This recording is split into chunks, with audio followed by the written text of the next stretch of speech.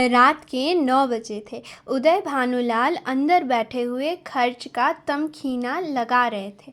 वह प्रायः रोज ही तमकीना लगाते थे, पर रोज ही उसमें कुछ न कुछ परिवर्तन और परिवर्धन करना पड़ता था।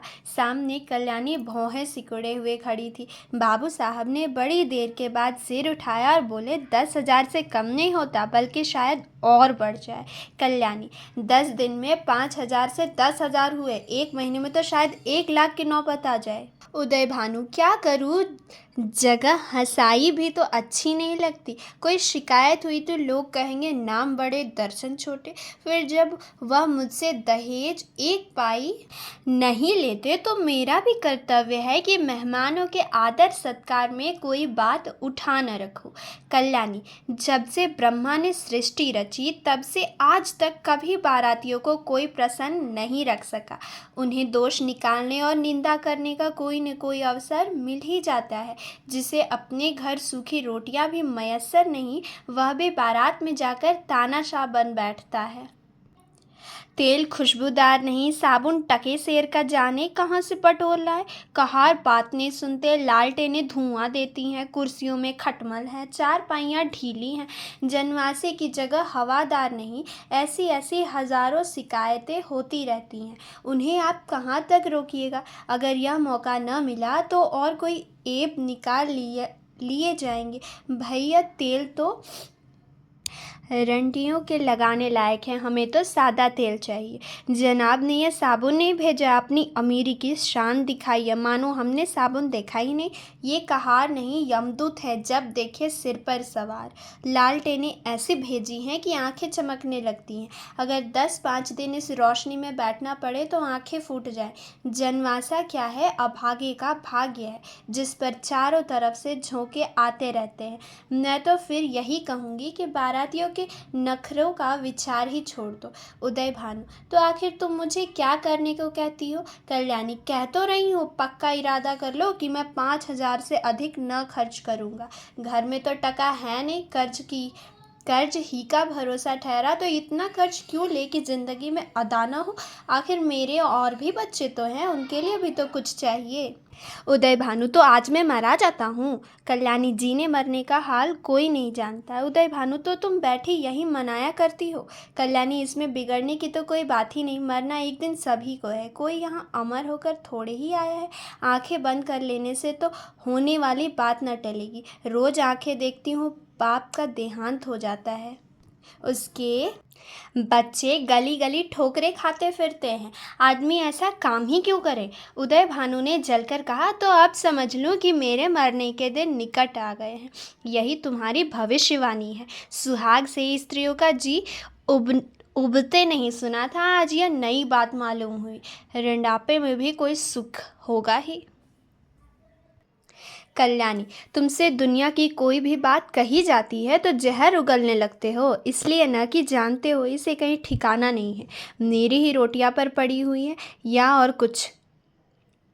जहाँ कोई बात कही बस सिर हो गए, मानो मैं घर की लौंडी हूँ। मेरा केवल रोटी और कपड़े का नाता है। जितना ही मैं दबती हूँ तुम और भी दबाते हो।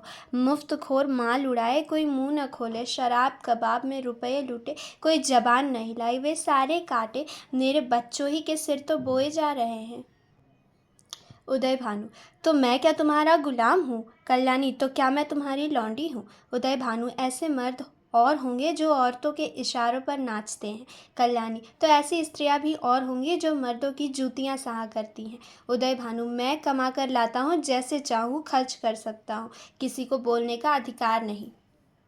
तो आप अपना घर संभालिए, ऐसे घर को मेरा दूर ही से सलाम है, जहाँ मेरी कोई पूछ नहीं। घर में तुम्हारा जितना अधिकार है उतना ही मेरा भी, इससे जौ भर भी कम नहीं। अगर तुम अपने मन के राजा हो तो मैं भी अपने मन की रानी हूँ।